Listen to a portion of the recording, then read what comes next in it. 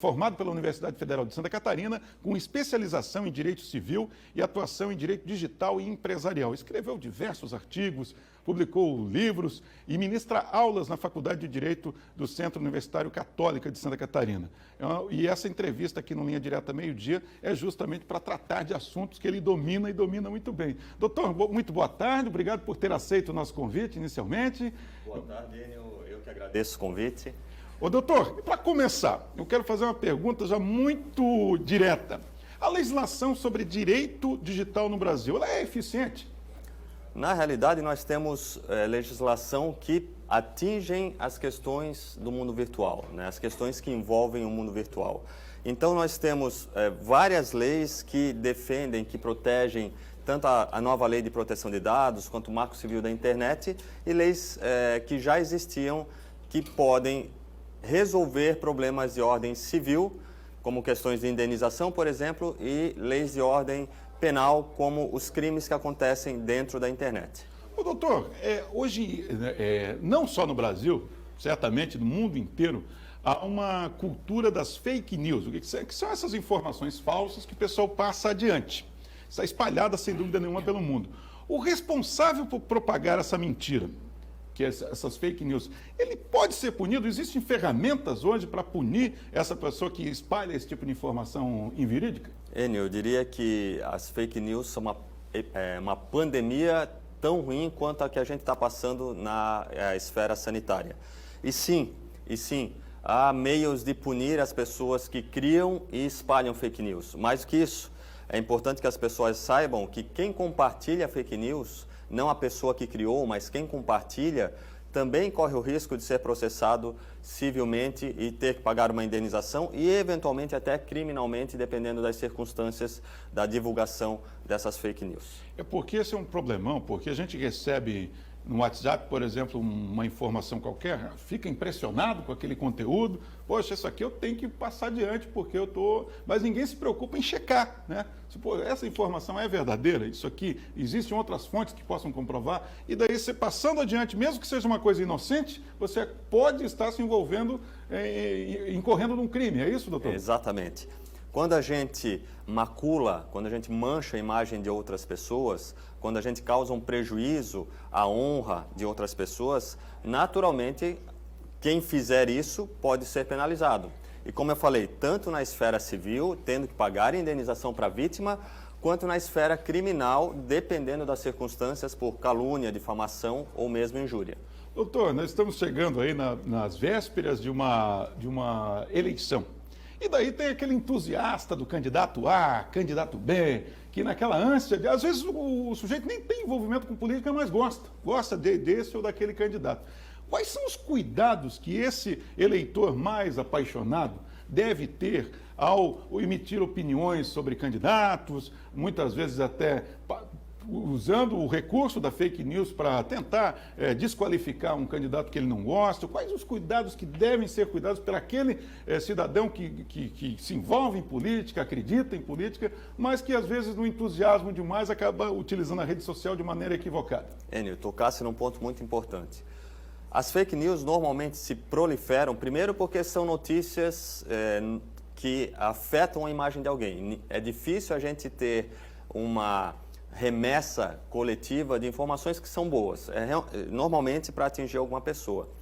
Mas as pessoas passam apenas aquilo que elas gostariam que fosse real, que elas gostariam que fosse verdade, mesmo que elas tenham consciência que não deve ser. Então, como elas estão muito apaixonadas, como você falou, como elas estão com muita vontade de que aquele seu candidato ganhe, ou elas estão com muita vontade que o outro candidato perca, elas mandam adiante informações falsas, travestidas de notícia, porque elas querem que seja aquilo, elas querem atingir a outra pessoa. E elas deveriam conferir, como você falou, em outros sites, em outras redes, existem várias plataformas de checagem de fatos, justamente para tentar diminuir essa epidemia que nós estamos passando de fake news. Consequentemente, cabe da responsabilidade de cada um conferir essas informações. E por mais que ela queira que seja verdade, por mais que ela confie na pessoa que mandou para ela, que também pode ter sido iludida, é importante que ela confira. Há inúmeros mecanismos para conferir hoje na internet. Em tempos de robôs, o que são robôs? Só para deixar o pessoal que está em casa mais bem informado, é aquele perfilzinho falso que o pessoal utiliza. Inclusive, existem alguns recursos tecnológicos que você consegue disparar informações numa quantidade imensa, para uma quantidade imensa de pessoas. Esses robôs,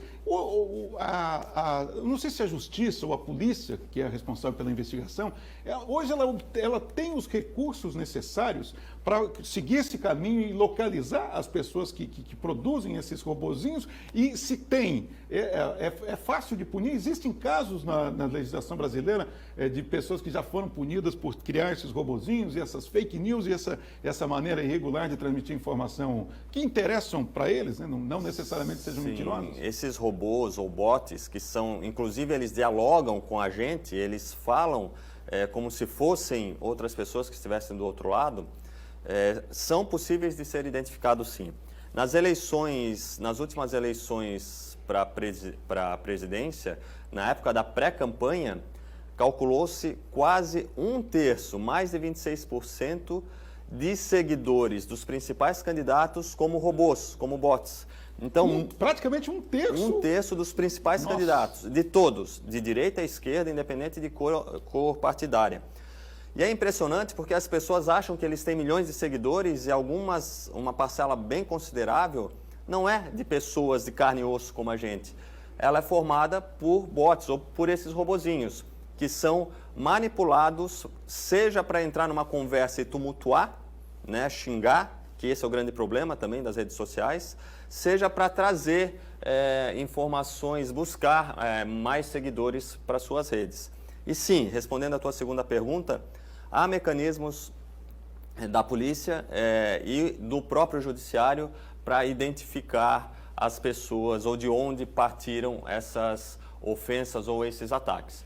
Às vezes temos algum problema quando isso vem de fora do país, dificulta um pouco, mas em regra há sim condições de identificar e processar civil ou criminalmente aqueles que provocam esses problemas. É porque existe uma falsa impressão, muitas vezes, que a internet é uma terra sem lei, onde eu posso falar tudo, posso escrever o que eu quiser e não estou sujeito a nenhum tipo de punição. Não é bem assim, né, doutor? Hoje em dia, as pessoas precisam se conscientizar que aquele mundo digital é só uma extensão da personalidade da pessoa que está indo adiante, e tem como identificar essa pessoa que faz esse tipo de comentário ofensivo ou sei lá que tipo de irregularidade. Exatamente. A internet não é uma terra sem lei, embora alguns acreditam que sim, por estarem escondidos ou acharem que estão escondidos ou anônimos atrás das telas, mesmo criando perfis falsos. A gente identifica a origem desses perfis falsos. E volto, repito, o fato de elas não estarem identificadas com seus nomes reais não impossibilita a localização dessas pessoas e, consequentemente, podem ser punidas adequadamente. Doutor Rafael, veio uma pergunta aqui de casa, a gente vai atender, mas a gente não vai atender muitas perguntas não, tá? A pergunta que fizeram foi o seguinte: hoje em dia tem uma disseminação daqueles rifas e sorteios na internet. Você quer ganhar um Opala 74 original, ou vamos sortear um Camaro, né? iPhone e tal, mas são as rifas, né? Rifas. Esse tipo de coisa, certamente, que não é legal. Eu acho bem possível que não seja legal, né? Sortear um carro na internet, me parece que não deve ser legal. Esse tipo de coisa, eu ganhei a rifa, o cara não me entregou, eu tenho de quem cobrar? Na internet? Na realidade, tem como cobrar, porque ele está fazendo um oferecimento ali, ele tem que ser responsabilizado pela proposta que ele fez. Mas esses sorteios, essas rifas, em regra, são ilegais, porque todo sorteio tem que ser registrado na Receita Federal. E, em regra, isso não acontece. Quando a gente vê um sorteio sério, tem lá o númerozinho de inscrição que autorizou, do poder público que autorizou. E há uma grande discussão hoje, Enio, nos meios virtuais, por conta da burocratização. O meio virtual, a internet, tudo que se trata de inovação vem para facilitar e as pessoas querem que isso seja facilitado. Só que existem regras, não é justo que alguém que siga todas as regras e acaba sendo punido tributariamente, burocraticamente, tenha que competir com pessoas que fazem tudo fora da lei, à margem da lei. Então, por enquanto, deve funcionar assim. Se estamos descontentes, temos que convencer nossos legisladores a flexibilizar a situação. Doutor, vamos dar um pulinho agora no trabalho das pessoas. As empresas, elas podem, por exemplo, você vai começar a trabalhar numa empresa, você ganha lá o seu e-mail funcional, né? As empresas, elas podem ser responsabilizadas por funcionários que utilizam os equipamentos de trabalho para cometer crimes cibernéticos? Por exemplo, venho aqui na TV, uso aqui um computador qualquer e cometo um crime utilizando um equipamento da empresa.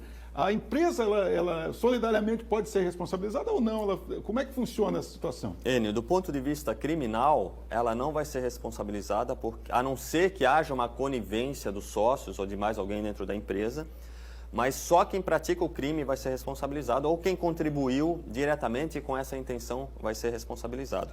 Agora, do ponto de vista civil, sim. Se houver algum dano causado por algum colaborador de qualquer empresa, utilizando meios da empresa, existe a possibilidade, sim, de essa empresa ser responsabilizada. Por isso é muito importante que as empresas tenham muito claras o que a gente chama de compliance, que são regras internas para deixar tudo muito claro para todos os seus colaboradores como as coisas funcionam e o que ele vai... quais são as responsabilidades dele. Uma pergunta que muita gente faz, doutor, o tal do e-mail funcional, que o funcionário ganha ali para trabalhar. A empresa tem o direito de monitorar as mensagens que chegam e que saem daquele e-mail do funcionário? Tem. A empresa tem sim direito de monitorar, mas é importante que a empresa esclareça desde o início, deixe claro para o seu colaborador, para o seu empregado, que ela está monitorando, né, para que não haja nenhuma surpresa. Daqui a pouco o cidadão é mais avoado, está trocando nudes lá com a namorada e no final das contas o pessoal da TI vai acabar descobrindo. Então é importante que ele utilize o e-mail corporativo só para questões da empresa, só para questões corporativas e, ao mesmo tempo, que a empresa informe que esse e-mail está sendo monitorado. Doutor, e para a gente concluir esse nosso papo, a gente poderia ficar aqui o dia inteiro com o doutor Rafael, né? Porque é muito legal, um assunto que desperta o interesse de todo mundo mesmo. Mas a gente está no Setembro Amarelo e eu gostaria de fazer uma pergunta para o senhor, porque há uma forte ligação entre internet e suicídio, por causa desses blogueiros que justamente se aproveitam da fragilidade dessas pessoas que têm problemas de ordem psicológica e tal, e para encorajar suicídio. Isso acontece recorrentemente. Essas pessoas podem ser punidas porque é tão difícil identificar de onde que partem esses blogs aí que incentivam o suicídio na internet. E que tipo de punição pode ser aplicada por pessoas que, inclusive, compartilham esse tipo de conteúdo? Essa é uma questão bastante complexa e daria para a gente ficar conversando a tarde inteira só sobre isso, Enio. Tivemos alguns casos famosos recentemente, tanto da baleia azul quanto da boneca Momo ou Momô, que incentivavam as crianças e os adolescentes a se machucarem ou mesmo a cometerem um suicídio. Há estudos, tanto no Brasil quanto na Europa e nos Estados Unidos, que apontam uma correlação entre o aumento de suicídios entre jovens e adolescentes e jovens e a internet. Ainda são estudos preliminares que apontam esses indícios. Mais do que os blogueiros que falam besteira, eu não sei nem se dá para chamá-los de blogueiros, e sim de pessoas irracionais, mas mais do que essas pessoas que eventualmente comentam algumas coisas, a depressão tem atingido essas crianças por conta da falsa realidade que as redes sociais trazem. Tudo é muito bonito, todo mundo é muito perfeito, todo mundo está feliz, é praticamente um anúncio publicitário de margarina todo dia que a gente vê na televisão, na internet. E isso está angustiando crianças, adolescentes e jovens e levando a atos absolutamente drásticos. Por conta disso, eu sempre recomendo que os pais acompanhem. Criança, para todos os efeitos, do meu ponto de vista, a criança não tem que ter acesso à internet. E sempre que tiver, tem que estar supervisionado pelo adulto que é seu responsável. Adolescentes têm que ter regras na internet. Adolescentes não podem ter um acesso à internet irrestrito e limitado. Os pais têm que acompanhar.